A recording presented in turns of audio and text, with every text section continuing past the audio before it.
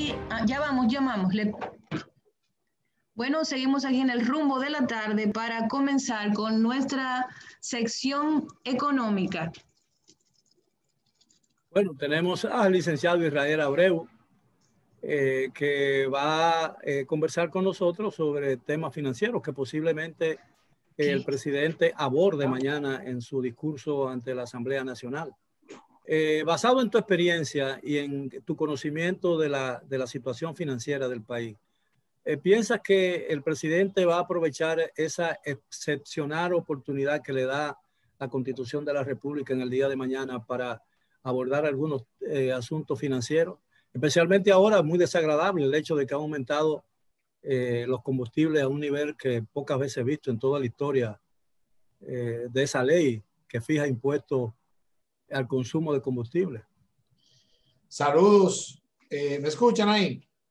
Perfectamente. Perfecto, qué bueno. Bueno, saludar a toda la teleaudiencia que nos sintoniza a través de las ondas hercianas, los que nos escuchan y los que nos ven a través de YouTube. Bien, definitivamente el tema económico y financiero es el tema quizás más importante después del tema de la solución a la pandemia y las posibles soluciones que haya ofrecido Luis Abinader durante el periodo de gobierno que tiene. Yo creo que básicamente su discurso va a girar al respecto. Claro, primero, desde el punto de vista de la pandemia, del punto de vista sanitario, y posteriormente entonces lo que de manera general ha causado en términos económicos y financieros la paralización económica que ha sufrido el país y lo que esto ha afectado de manera general las finanzas públicas. Creo que va a tener que justificar, porque de hecho lo va a tener que hacer, el nivel de endeudamiento que actualmente tenemos. Hemos pasado de un 51% a un 72%, o sea, un 20% en tan solo un año. Entonces, definitivamente vamos a ver un discurso lleno, entiendo yo, de grandes situaciones, que él va a tener que explicar, y segundo, entonces, lleno de promesas, un futuro lleno de promesas al respecto, de ver cómo vamos a hacerle frente a los compromisos económicos que hemos asumido, y por otro lado, entonces, lleno de promesas al respecto de la deuda social que tiene el Estado Dominicano con la República, con los ciudadanos dominicanos de manera específica. Entonces, como bien acotaban, el tema de los combustibles, que esta semana se debió esperar también un aumento. Vimos cómo el ministro de Industria y Comercio explicó que el gobierno decidió seguir asumiendo el costo del aumento para no afectar un poco más la canasta básica familiar y el precio de los productos que han seguido aumentando. Yo no estoy tan de acuerdo. Gabriel, discúlpame que te moleste. Porque Israel, Valentín, Israel. Israel, hay que tenemos a Gabriel aquí, hermano, perdón. Ay, Dios mío. Cancelen a Gabriel y así ya no tenemos ese problema. Oh, pero no, así no. Bueno. Israel, hermano querido, adorado. ¿Por qué aquí nunca se habla de la otra canasta? La no básica. Yo entiendo que los componentes de la canasta básica son componentes de primera necesidad, pero los otros componentes de la canasta no básica inciden en la canasta básica.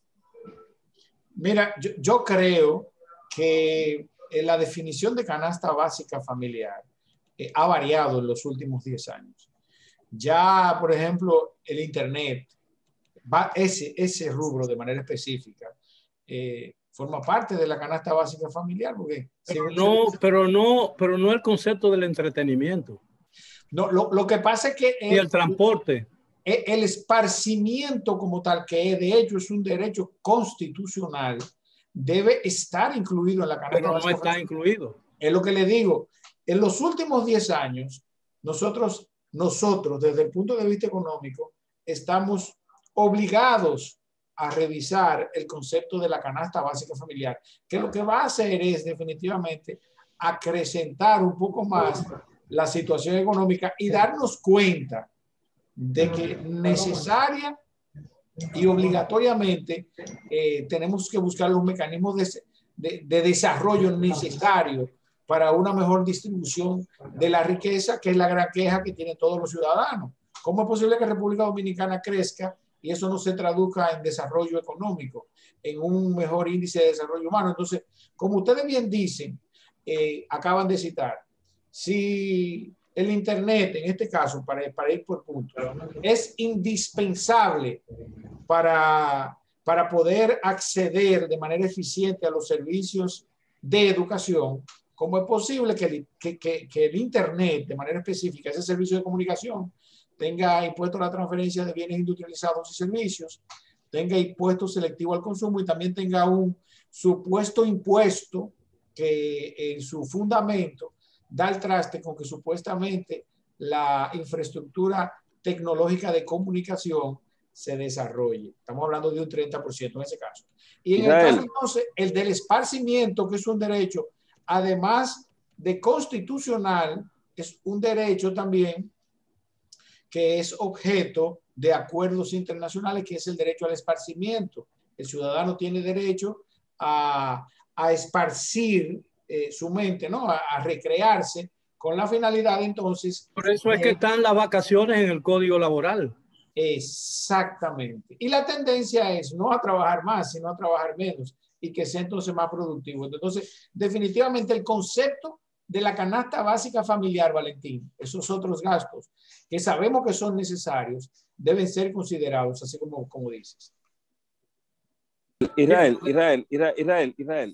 hermano, ¿tú has tenido acceso a las mediciones que se hacen del índice de felicidad en la República Dominicana en los últimos años? ¿Por dónde anda eso? Esos índices no los realizan. A propósito de esos índices, dicen que ahondando en esos índices, el país va a encontrar petróleo un día de eso. No, pero de manera general, eso sí. Brillante, don Miguel, brillante. Nunca más adecuado que un viernes. No, realmente esos índices no los mide República Dominicana de manera directa. Ahora, lo que sí está estudiado es la capacidad que tiene el dominicano. Te lo voy a decir en buen dominicano, tú sabes, lo que yo he visto, tú sabes, en función a los expertos en esa área. Y voy a citar de manera específica al psiquiatra Héctor Guerrero Heredia, cuando dice y cuando habla al respecto de la capacidad que tiene el dominicano de hacérsele... Parte del equipo de rumba. Bueno, la capacidad que tiene el dominicano de hacerse el loco frente a las situaciones que se le presentan. Entonces, desde el punto de vista... aquí se volvieron locos con relación al COVID. El COVID comenzó a ser aceptado, o el COVID apareció en el país no en marzo, sino el 17 de agosto. Para que ustedes entiendan, según el PRM, entonces el dominicano tiene una capacidad de hacérsele el loco a los problemas.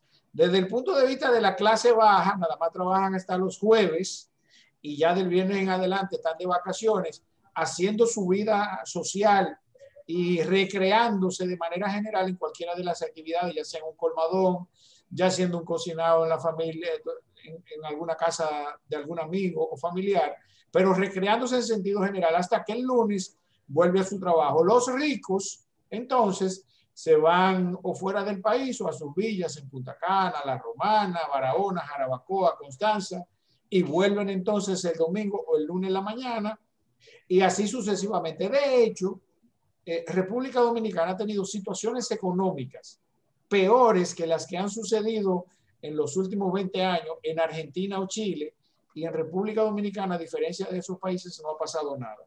En todos los órdenes. ¿Quién es más feliz, Israel?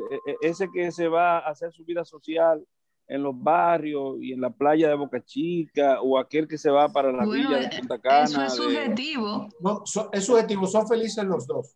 Lo que tú hagas para ser feliz. Y eso de pobrecito, mi patrón piensa que el pobre soy yo.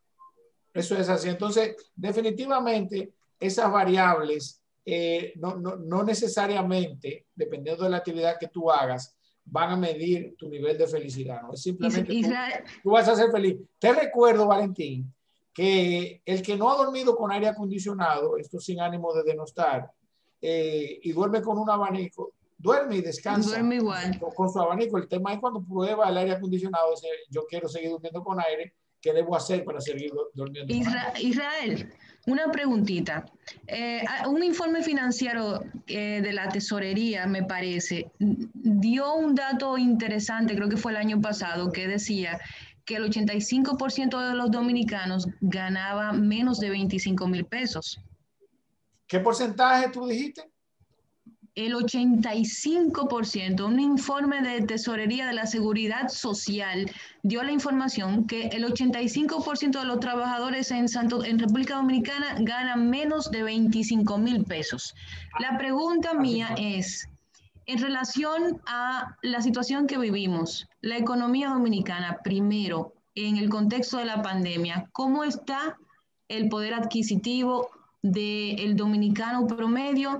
Y en el contexto de la discusión que se armó la semana pasada en torno a hablar de un aumento de sueldo, ¿se corresponde lo que gana un dominicano promedio para enfrentar la situación actual a nivel económico?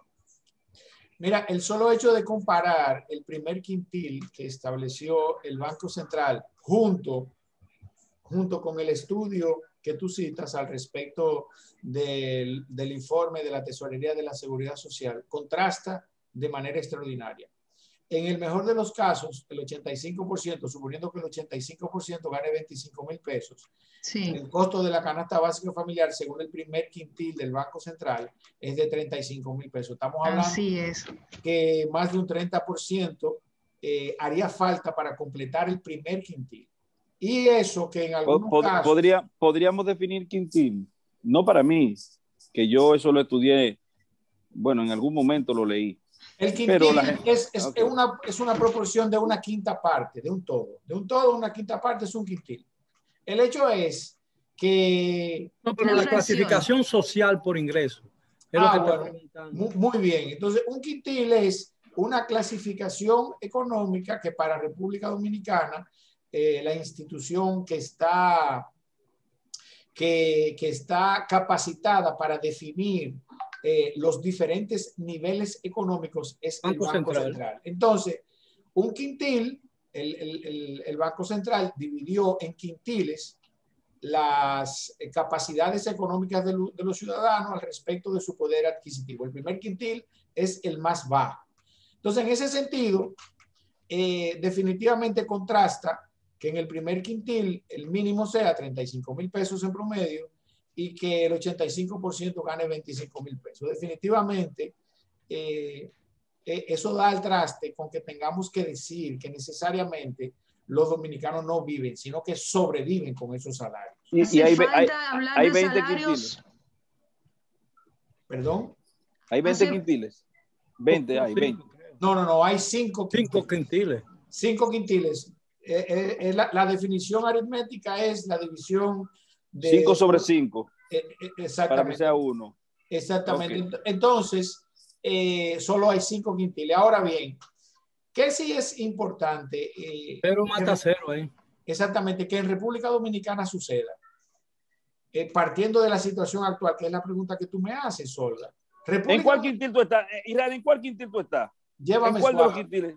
Llévame en el quinto, tengo más alto quintil. No, tiene que llevarme suave, porque Luis Valdés es amigo mío, pero son auditores de la DGI y no cogen eso. Se te tiran. El hecho es que, mira, Olga, República Dominicana, al cierre del año, del 31 de enero de este año, tenía en estado de suspensión alrededor de 600,000 empleados. Estos 600,000 empleados en algún momento llegaron a ser 900,000. Estoy hablando de empleados formales, registrados en la Tesorería de la Seguridad Social. A esos empleados, en este momento, el Estado Dominicano le está subvencionando una parte a través de los programas FASE, Quédate en Casa y para ti, y además a los que están en estado de suspensión, que las empresas, por estar en estado de suspensión, no están pagando a la Tesorería de la Seguridad Social. Entonces, además, el Estado Dominicano le está suministrando un seguro básico de salud para que no pierdan sus servicios de salud. Entonces, primero, eso le crea una situación al Estado desde el punto de vista del gasto corriente, porque tiene que resolverle además la persona, el ciudadano, el Estado está obligado a prestarle servicios de salud a los ciudadanos y ese ha sido el mecanismo que ha utilizado. Pero yo pienso, Israel, que los impuestos en algún momento dado, a pesar de que afecte eso, la finanza pública, los impuestos deben utilizarse para recompensar en situaciones de crisis como la que estamos atravesando a las personas más vulnerables de la sociedad. Estamos de acuerdo, que de hecho mi tema de hoy es la reforma fiscal, el pacto fiscal, que voy a hablar en un minuto ahora de eso. Todo esto al respecto inclusive de la misma situación. Entonces, el Estado ha asumido ese costo adicional que no estaba previsto en el presupuesto del año 2020 cuando se hizo en el 2019 y que sí se ha previsto en el presupuesto del año 2021 confeccionado en el año 2020. Ahora, el pedir que se aumenten los salarios es relativamente hasta descabellado por la situación económica en la que nos encontramos. Yo creo que lo básico es lograr que la economía se estabilice y entonces posterior a la estabilización entonces que se puedan exigir reivindicaciones laborales como esa del aumento de salario, que se pueda también entonces aumentar un poco más la presión tributaria, que se vuelvan a cobrar anticipos, que las empresas agrícolas también paguen y eliminar algunas exenciones tributarias. Pero el director del presupuesto... La verdad es también que un aumento general de salario ahora tendría un efecto inmediato inflacionario. Exactamente. Se comería lo poco que se le aumente y algo más. Que es lo mismo que pasaría si dan el 30% de las AFP, valga que citemos ese tema nuevamente. Entonces, Israel, ayer yo sentí, escúchame Olga, ayer yo sentí que todos los problemas del país se habían terminado con la firma del pacto eléctrico, no el pacto eléctrico. Sí. El pacto eléctrico lo dejaron al margen.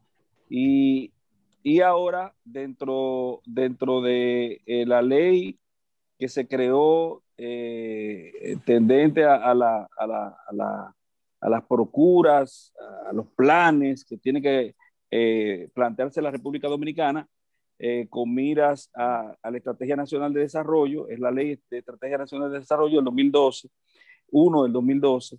Esa ley y esos compromisos que parecen ya haber cumplido con un cometido, con una parte, con una fase de lo previsto en la norma.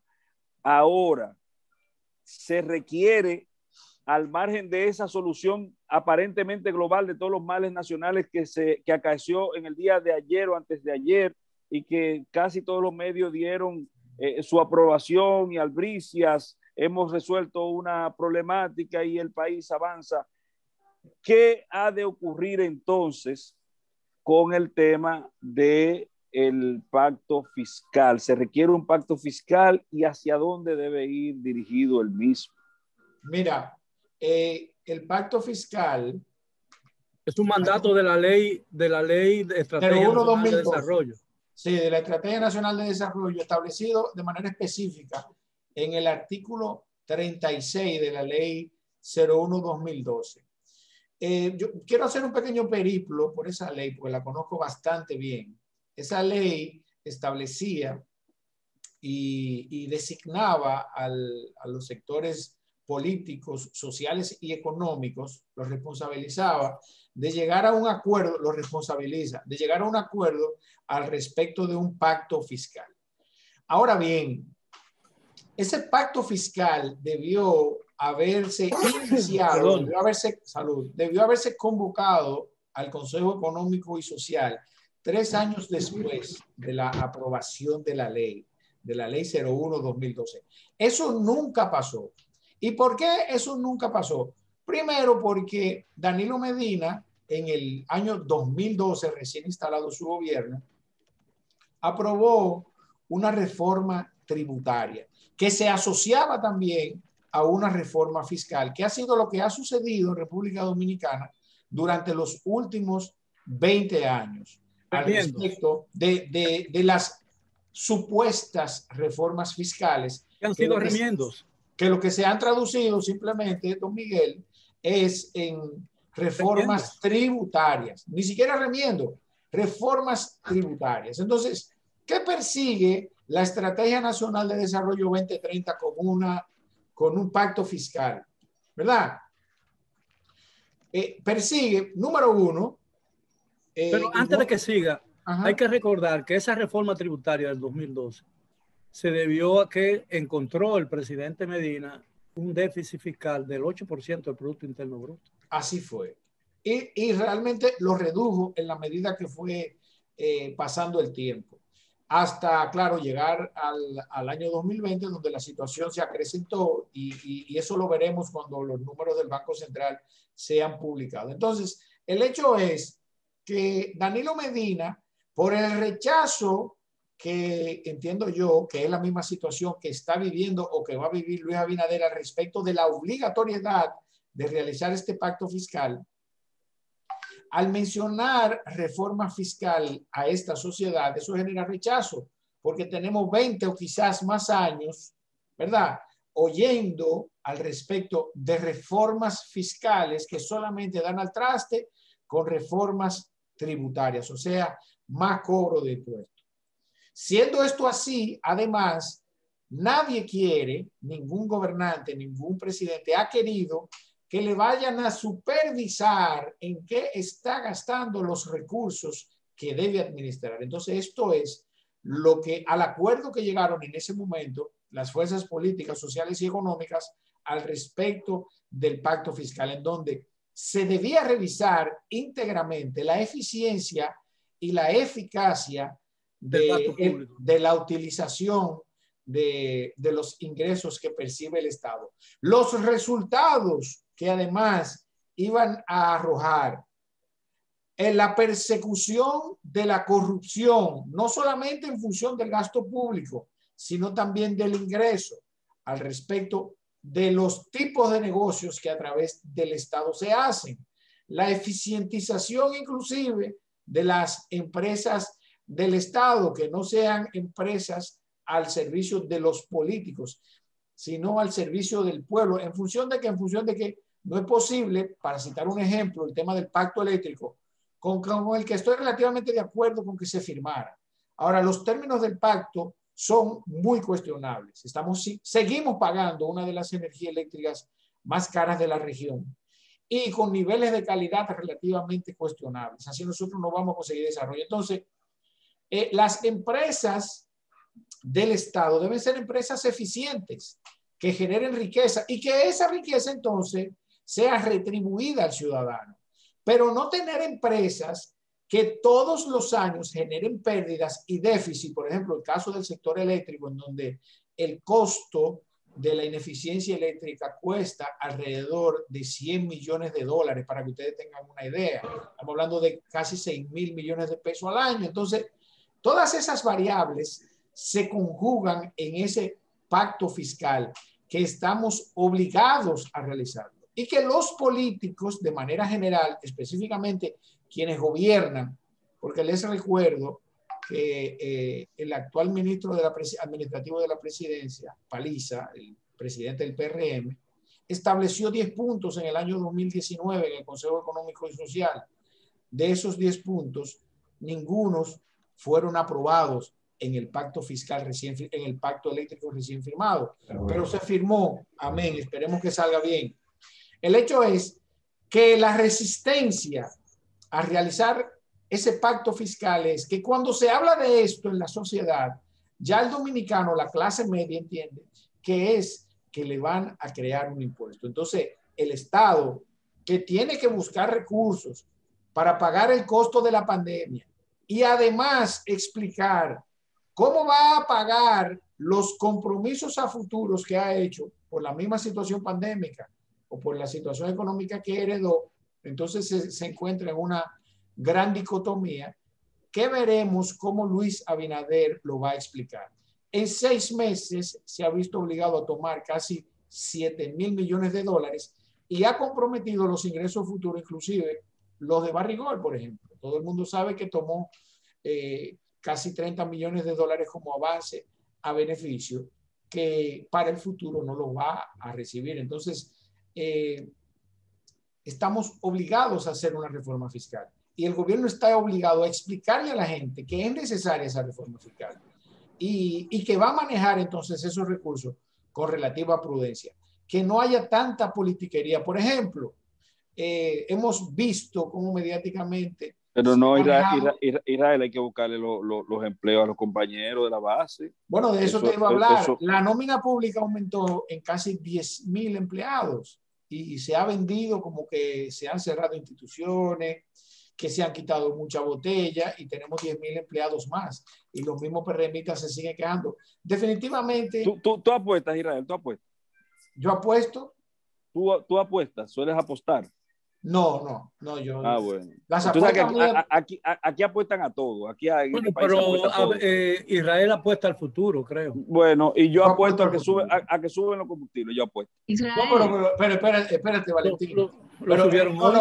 Pero no, mira algo. Pues ya lo subieron. Pues yo gané. Pero hay algo, tú tienes razón y ganaste. Pero lo que en esta semana y la semana pasada yo he dicho es que no estoy de acuerdo con la política de asumir los costos, porque al final, como quiera, lo estamos pagando los dominicanos y existe la posibilidad en un alto porcentaje de que para la semana que viene el costo de los combustibles sea tan alto al respecto, ya sea de la diferencia cambiaria o del barril del petróleo, que entonces nos carguen, ¿verdad?, el próximo viernes de lo que ya el gobierno asumió, que como quiera lo pagamos nosotros, más el aumento que tenga que necesariamente reflejarse en el precio del combustible.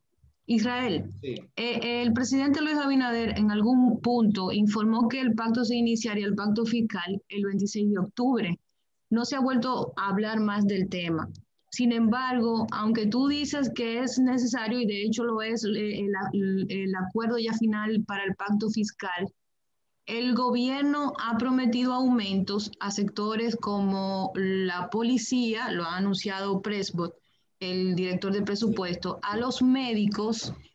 ¿De dónde se van a sacar esos fondos? Si estamos ante una situación donde las recaudaciones han bajado, los principales sectores económicos que sustentan la economía dominicana como el turismo han sentido un impacto, ¿de dónde se van a sacar esos fondos? De Cervecería Nacional Dominicana. Yo creo que la cerveza se ha seguido vendiendo. Si no es de más carga impositiva. Tenemos dos opciones. Maquinita Pérez. La primera es endeudamiento. Maquinita Pérez. Inorgánico. No, inorgánico no. De billetes. Aquí no se ha emitido inorgánico desde la época de Balaguer.